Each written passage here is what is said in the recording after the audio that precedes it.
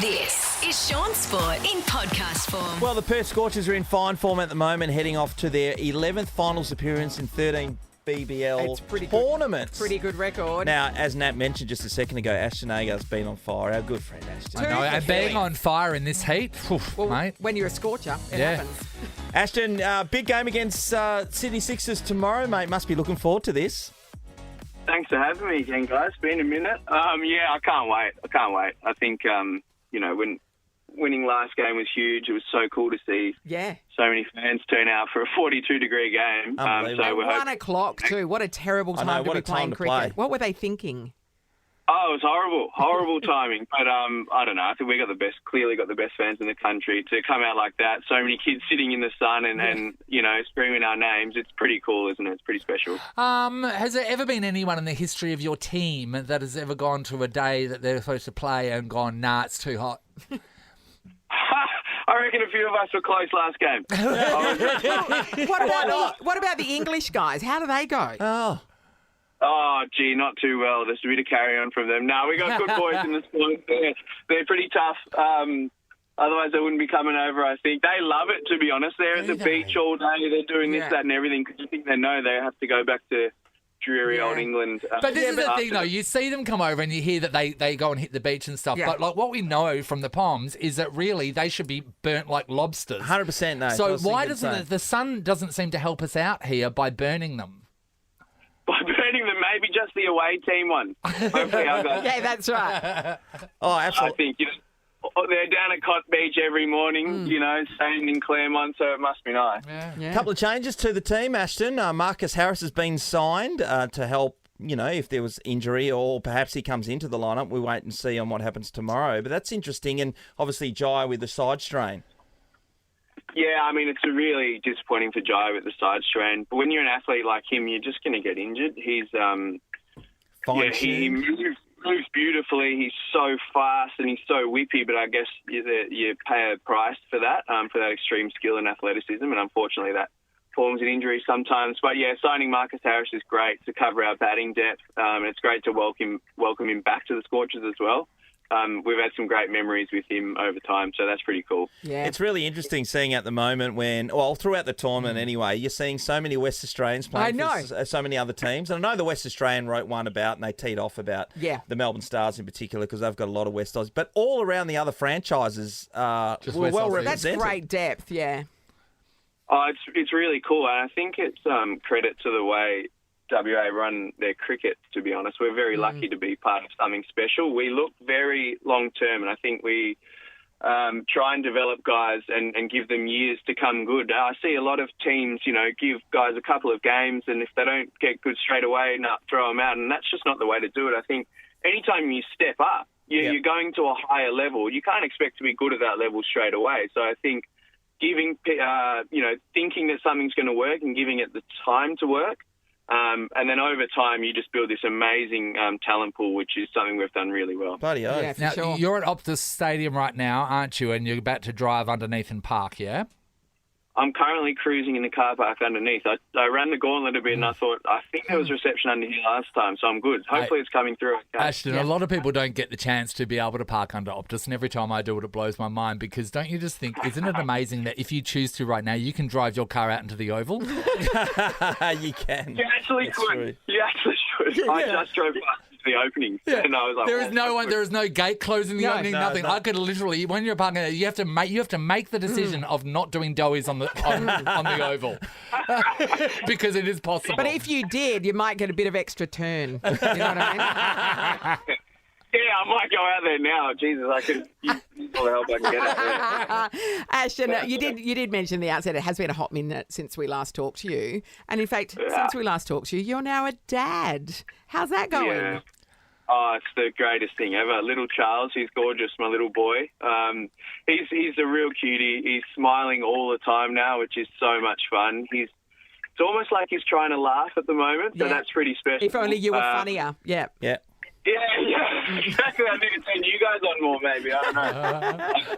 I'm sorry, there, Charles. Is it Chuck for short? What are we? Charlie. No, it's just Charles. I like calling him Charles. I think it's a beautiful name. So, I think a lot of people will call him Charlie and stuff like that, but I strictly call him Charles. Have you always... we've had Prince Charles our entire life. Have you always loved the name Charles, and do you associate it with Prince Charles? I don't associate it with Prince Charles. I love the name. I think it's pretty timeless, and it's my middle name as well, which is kind of cool. So, my dad's middle name. That's such a strong name, and it has been missing in most people. Charles Agar is very... he's going to do great I things. like little Chucky Agar. Yeah, he's going to prison. little Chucky Agar. I love him. Oh, my God. Hey, Ashton, after Tuesday night's game, and hopefully it goes our way, no doubt about it, you've been playing particularly well, but then you're likely to be on the plane off to take on Brisbane on Friday on the Gold Coast, another rematch with these guys. Yeah. Seems like you're playing them every second week. Oh, it's a lot of flying, isn't it? It was a long flight back from Brisbane, particularly after a loss. But to come home and win made that a lot sweeter. To be honest, we're pretty used to it.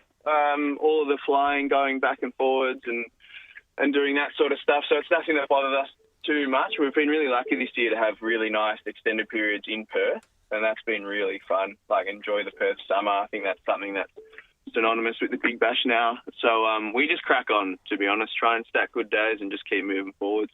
Well, you are playing particularly well. It's good to see you in the finals again. Wish you all the best for tomorrow night's game against the Sydney Sixers at 4:40 our time, so that'll be great. Still be hot. Keep on the good work, mate. You're bowling particularly well. Keep it up. Thanks a lot, guys. Appreciate it. Talk to you soon.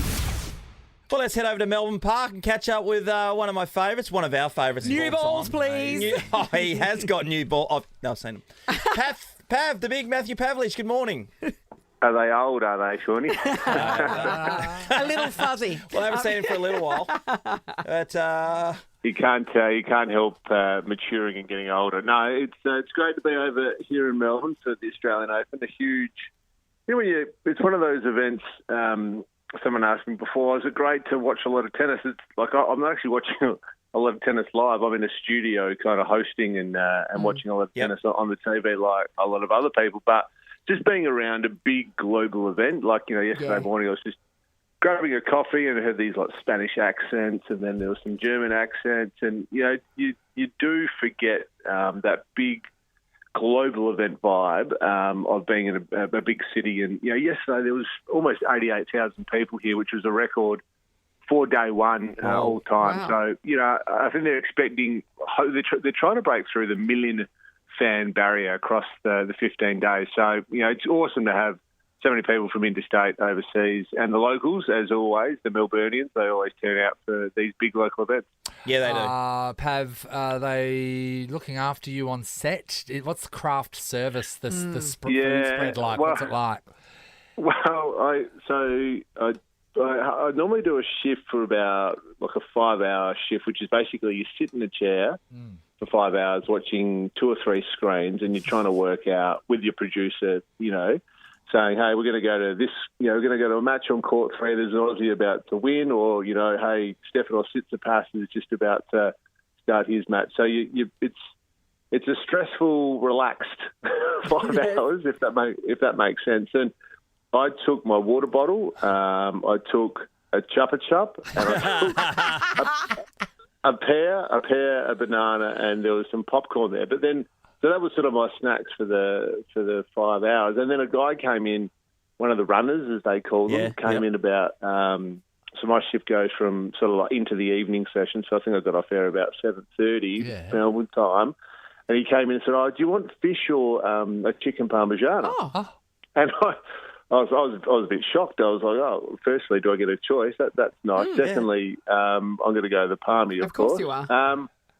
And anyway, I came back, but it was, I know the caterer's probably doing 1,000 of these, but it was stone cold. It was cold. Stone cold Steve Austin. So, you clocked off at 7. Who had to pull that all-nighter shift that went, jeez. The match started at 11 or something? So James Bracey and also Nick McArdle take over for the evening sessions. And, I stayed and did, obviously, the Perth News, so I don't leave Melbourne Park until well after 10 p.m. Melbourne time, given the time difference. But I don't start till later. It's not too bad. But poor Nick and James. I think think last night wasn't too bad, the finish, but as I was leaving, Novak Djokovic's match with a young Croatian, Dino Prismic, was going into its, I think, fourth set, and they sort of both rolled. They both rolled their eyes, saying, "Oh, we're in for a long one," because, of course, Arena Sabalenka, the defending champion, was on after that. So she must have been furious about that, don't you? Yeah, you would have been. A lot of people left, so she's world number one. Well, just imagine, Pav. I mean, I know that there's only one answer when you're an AFL football player, but imagine, like, you know, if someone come up to you and said you're playing a game, you're starting at midnight. Yeah, like that. Yeah, I mean, it's the broadcasters, obviously, that set these in terms of the times and making sure that everyone can watch the big matches. But look, it's interesting because, you know, being on air yesterday, there was a gap on Rod Laver for about, you know, the matches. I think Maria Sakkari, she won pretty well. The Greek woman, she won in straight sets. Yannick Sinner won in straight sets, and so there was a gap on Rod Laver Arena for about, I would say, 2.5, 3 hours where there was just no play. So, you know, all the outside courts were buzzing, obviously, with all the action. But so Pav just went in there and had a hit. I just cool. Just tried the slice backhand down the line. It's always been effective. Yeah, crazy. But it is interesting that these poor players have to wait around till midnight sometimes just to start their match. Is it the only sport that could start? Yeah, not many others. There's not, is there? I couldn't even think of another sport that would say you're getting on court at 11:30 or 12. And then you go, no. Well, you would, definitely, Nathan. I would too. Hey, Pav, I didn't get to see you down south. A lot of West Australians got down there over the Christmas period, but one thing I found funny was on New Year's Eve, I walked into the bottle shop. And I said to the guy, Jeff, he recently refurbed the joint. And I was like, geez, Jeff, makes you want to buy everything here. How's everything going? He's going, great, yeah, good to see you, Shaun. Yeah, actually, you've just done a delivery to Pav's house. How much grog do you get delivered if you're not even picking it up yourself? Mate, I had no interest in going into Dunsborough. I said to Lauren and I was, you know, there's the Christmas Grinch, but I'm the Dunsborough Grinch when we go down there at that time of year. I was like, I'm not going anywhere near Dunsborough. I want to go to my place and go to the beach, and then that's about it. So we had some grog delivered. So my sister and her family came across from Adelaide along with my mum and dad, and Lauren's brother was back and his wife back from New York, and sister back from Sydney. So we sort of had everyone down there. So how many pallets? 20. 20 pallets. Did you get married on New Year's Eve? Is that your wedding anniversary? Yep. No, we're the 29th. So What's his birthday? I decided to get married the same number, just so I didn't have the same number that I played, 300 games. So I didn't forget. That was the plan. It was the wedding anniversary. It was a whole thing of Pav. So there was New Year's Eve, his birthday, wedding, the whole lot. So we get to celebrate the great man. We were reminiscing about that, actually, Shorty, because the place we had a nice balcony. I think that on New Year's Eve, after the wedding, 2 nights after the wedding, we had, I would say 70-odd people around Mum and Dad's place that they hired down there. And I reckon we had the most amount of people you could fit on a balcony safely that night. That balcony collapse. Remember there was a spate of balcony collapses? Yes. It was, all things that end well. You think about it in hindsight, but it was at the time, it was rocking. Well, I think we'll probably listen to, who knows what we're listening to, maybe some... Who do you reckon we would have been? How long have you been married? How long is it? There would have been some Pearl Jam for you. What was 2010? Yeah, Pearl Jam probably. But I'm just trying to think 2010. What were some of the big hits in 2010? And that's just Googling for you. But surely you put on a song. Your old man would have loved having a belt and out of tune. He would have done a bit of Creedence, Clearwater Revival or something like that. All right, so some of the songs, the ARIA charts. Only Girl in the World by Rihanna. Yep. That was big. Dynamite by Tayo Cruz. Hey Soul Sister. Dynamite. Hey Soul Sister. Just the Way You Are, Bruno Mars. Billionaire by Travis McCoy. That was a big one. TikTok by Kesha. Oh, yeah. You would have been She's ahead of her time. Katy Perry's Teenage Dream. Raise Your Glass. Hey, just I know we're talking about 2010, but just to bring it back to the present. So at the moment at the tennis, there's a Perth girl in action, 18-year-old Taylor Preston. Yeah. So, yes. She lost the first set against Alina Svitolina, but I'm sure there's plenty of Perth people wanting to tune in, so you can catch that action on 9Gem right now, and also Storm Hunter's in action, the other Aussie. So lots of Aussies. I think there's Storm 15. Hunter. I know. I mean, she got married, so it used to be Storm I Sanders. know, but it is Storm so, Hunter like, is straight away, good. Storm Hunter to me, that's a drag queen. Yeah. That is a drag queen's name. That's a great Fantastic. Pav, we'll be watching you on Channel 9, of course. Looking forward to the rest of the Australian Open. And, of course, we can see you on 9 News as well. Thanks, Pav. Thanks, guys. See you, man.